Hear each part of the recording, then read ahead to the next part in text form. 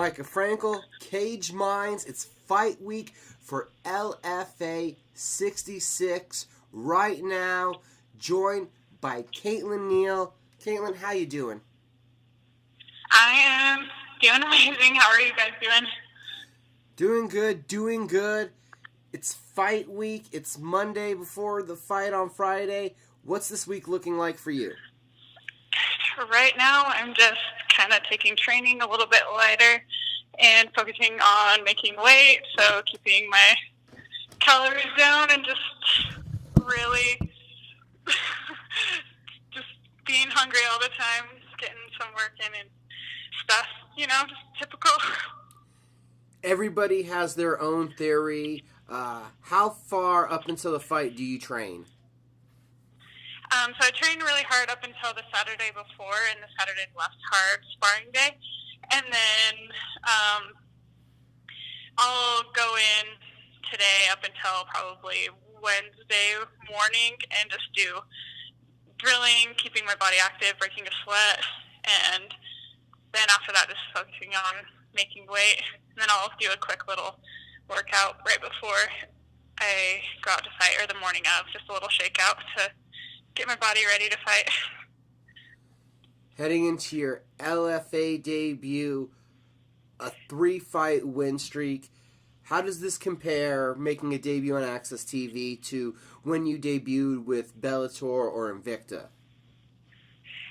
Well, for Bellator, it was in California, so it felt a little weird traveling, and it was kind of like an outer body experience. It went by so fast. And for Invicta, they were actually in Salt Lake City, so it feels a little bit more like Invicta this time. I'm a little bit more comfortable being in my home state, not having to travel, and being able to have the foods that I want to eat and have the gyms that I want to work out at.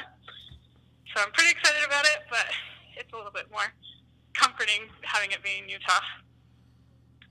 And both of those experiences came end of 2017, 2018.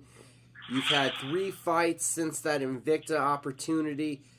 How do you feel just you've matured and prepared now more mentally better for this opportunity? Yeah, so since then I've really worked on some of my game that I was missing, a lot of aggression and being first and really pushing the pace, and I feel like it's kind of shown in my last past 3 fights, because I've always been a technical fighter, but now I'm being technical and aggressive, so we're just putting the whole game together, and I think it's paying off. What were some keys to unleashing your aggression? So sitting down more in the pocket, I used to get a little bit high and kind of run away a little bit. So sitting down in the pocket and really just having my coaches tell me to hit people harder. I was a little timid to hit them hard during practice, and they would also have me yell while I'm hitting mitts. And I feel like that really kind of helps me be more aggressive, as small as it may seem, but it's helped me with that. And the 3-fight win streak, what does it feel like having this momentum? It honestly feels great having this momentum, because I was a 1-3 fighter for a little bit, and I knew I was way better than that. And so now that I'm finally putting my game together and actually showing what I'm capable of, I feel way better stepping onto the LFA stage, knowing that I actually belong there, and I've worked really hard to get there, and I've earned that position. How difficult was that, losing and not performing up to your potential? It sucked. Like, I was wondering what I was doing. I was never really contemplating quitting. I always knew that I was going to push through it, but I was just kind of down. I felt a little bit kind of like an imposer, like I shouldn't have been, or called myself a professional athlete. But now that I'm actually showing what I'm capable of, I feel like I can finally call myself that with confidence. How good does it feel to take what you feel like what you do in the gym and then actually be able to replicate that on fight night?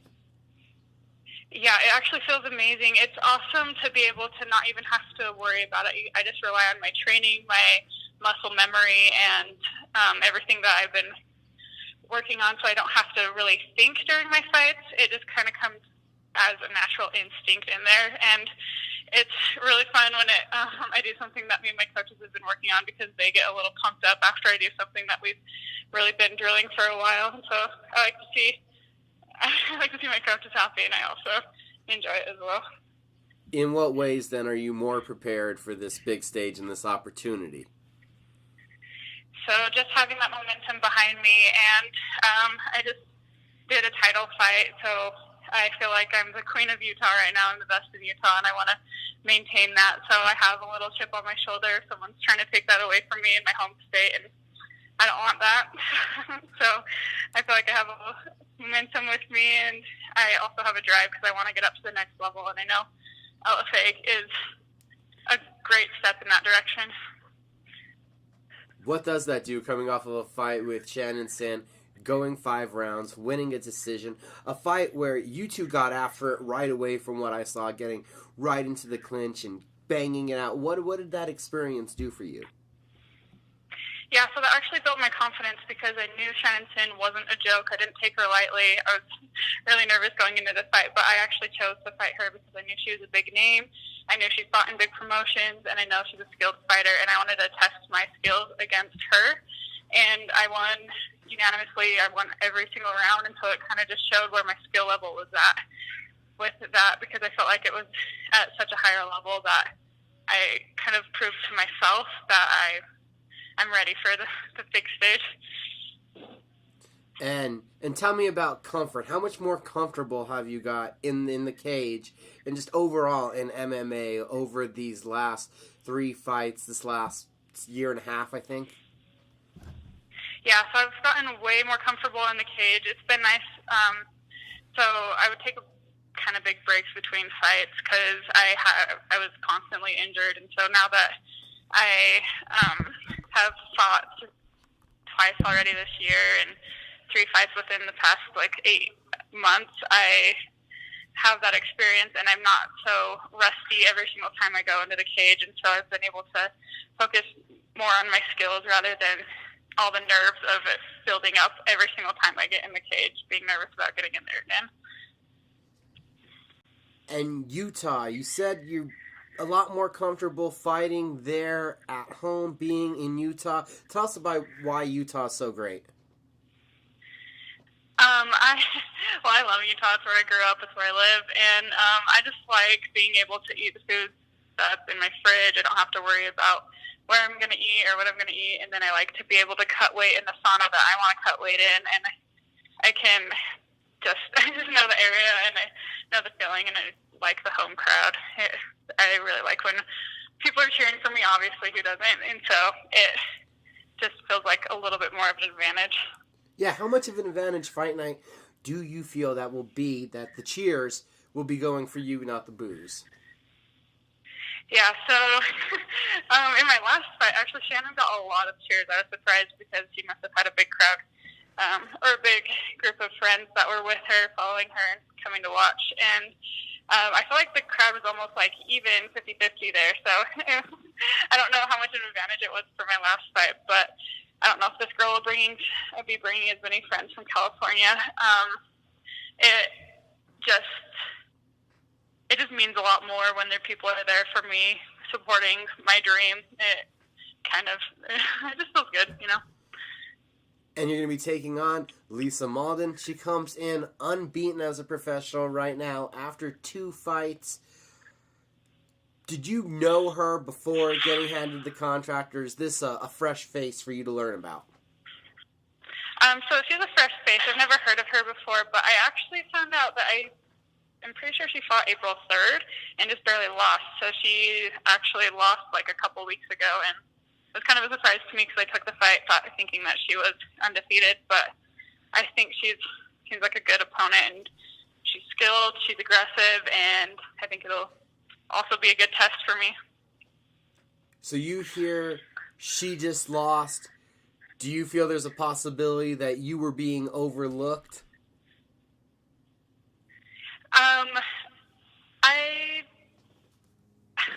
I don't know what she was thinking thinking taking the fight right after she lost, because she must have taken it within like a week of losing, and because she kind of took it quick. But so I don't know if she's overlooking me. She probably looked up my fights on YouTube, which aren't super impressive. It was when I was a little bit less aggressive, and she probably saw that. And it's going to become, or it's going to, I think it'll be more of a shock to her, thinking that, oh, she's actually aggressive now. This is a totally different fighter than the film that I've watched. So I hope she's not overlooking me, because I want the best one, or I want the best Lisa Mauldin in the cage, so I can really test myself and really prove my skills. But yeah, either way, I just want to win. Well, you hit a nail right in the head right there. A lot of fighters, you said as yourself, don't fight currently as they look like in some of those older YouTube videos. So how much do you trust video? How much video do you watch in your opponents? We try to watch as much film as possible. We like to see what tendencies are and stuff. And I think that's kind of how I almost won my last fight with Shannon, was because all the film, it was not up there. So I really showed my aggression in the fight with Shannon, and that's really so I think that surprised her. And so I used to rely heavily on film, but now that I know what it's like being on the opposite side, where you may not look so good in film, but you have definitely improved since then. And I don't like to rely on it. I don't really like to rely on the film too much, but we do definitely study it. So you study it. What have you learned from studying Lisa? I don't want to give away too much, but I just know that she's a technical fighter. She can be aggressive when she wants to be. I think there might be some holes in her game that I'll expose in the fight, I think. I don't know if this would even be too much. Could you give us what you think she's going to do? Do you think she's going to come out and want to stand with you, or she's going to look for the takedown? I guess I'm guessing that she's going to want to strike, which I'm totally game for. I love stand-up, but I also do love the ground game and wrestling. Either way, I am comfortable wherever it goes. Which area of the game did it take longest to get that most comfortability at? For me, it was striking. I was really uncomfortable striking. When I was more comfortable on the ground and wrestling, I felt like I thought more clearly when I was on the ground. I think I was just not as worried about getting hit. And so for me personally, it was a little bit more hard for me to become a striker, like be more comfortable striking. But now that I've worked on my aggression, I think that fear is kind of going away. And from what I see, 2013 was the beginning of your amateur career? I don't even know what year. It was like 7 years ago, so yeah. Back when it all began, do you remember why it began, why you went into the gym, how this journey got started? Yeah, so my friends took me to some MMA fights my first year of college, and I thought they were cool, so I just started training. Nothing too crazy. It just was like, there was one girl fight on the card that I went and saw, and I was like, I'm going to do that. And I walked into a gym, and then I never stopped. And still at the same gym, or? No, so I lived in southern Utah, and then for college, and then I moved back to Utah County, which is in the middle of Utah. And I started training at a gym up in Utah County. And now currently you're at 4-7 Training Center, correct? Yep, that's correct. And tell us real quick about the gym, your team. Yeah, so my team is a little bit unique. It's my coach is a pretty well-known coach. He's coached multiple UFC fighters. He's incredibly technical, and he's amazing at like cornering and telling me exactly what I need to do, which is awesome when I kind of freeze up in a fight. If I ever stop thinking, he's there, and he's kind of like my brain sometimes. His name is Jason Mertlick, and our gym situation is a little bit unique because he only trains fighters, so there's not a fitness program there. His focus is mainly on fighters and training us and getting us to the next level. Have you had those moments before in a fight where you've had to rely, where the brain has shut down, as you said? Yeah. Sometimes I'll just kind of like stop thinking, and then I'll hear him and his voice. It's funny because he's like the most calm person in the crowd, and he's the only person in the crowd that I can hear. It's just like very quiet, very calm, and very composed, and he'll just talk me through things or like walk me through stuff, and it's pretty smooth as butter. Like we work pretty well together in that way. So do you kind of feel like I don't know, is it an avatar, or he's playing a video game? Do you feel like I've asked him that before. Yeah, no, I was like, do you ever feel like you're playing a video game? And he said, yeah, and sometimes the remote's broken and I want to throw it against the wall. So I hope he wasn't meaning about just me cornering me, but like other fighters that he's cornered too. But how did you take that comment the first second you heard it? I just laughed. That's kind of his sense of humor, and I knew that he wasn't like meaning any ill towards me. He wouldn't do that. Sounds like a lot of fun. Coming up, all of this hard work pays off on Friday night. You get to get in the cage, do your thing. How big of a fight is this for you? This is a huge fight for me. I feel like it's really a turning point in my career. If I can prove myself on LFA, I think I can make it to the next level. So I'm excited. I'm nervous. I'm all of the emotions. I wanted to perform well, obviously. So this is huge, and I'm excited for this opportunity to be able to fight for LFA. This Friday, everybody, Access TV, LFA 66. It's there in Utah. If you guys can make it out live to see the card at the West Valley City, Utah, at the Maverick Center. Kaytlin Neil, were the people that you needed to thank and shout out to? Yes, so obviously my coaches, Jason Martlick, Rad Martinez, and Arnold Anderton, I couldn't do it without them. They all helped me with different parts of my game that's 100% necessary. And my friends and family that are there to support me, and everybody else in Utah that's going to make their way up to the Maverick Center this Friday. I just want to say thank you in advance, and I hope to put on a good show. How can all the fans keep up with you on social media? So I have an Instagram at Kaytlin Neil, and if you type in Katniss, I should pop up, kind of like from the Hunger Games. And then Twitter is at Kaytlin Katniss, and then Facebook, I have an athlete page that's at Kaytlin Neil. So it's all pretty the same everywhere on social media. Awesome, ma'am. Thank you for the time. It was great getting to talk to you. Yeah, thank you. See you later.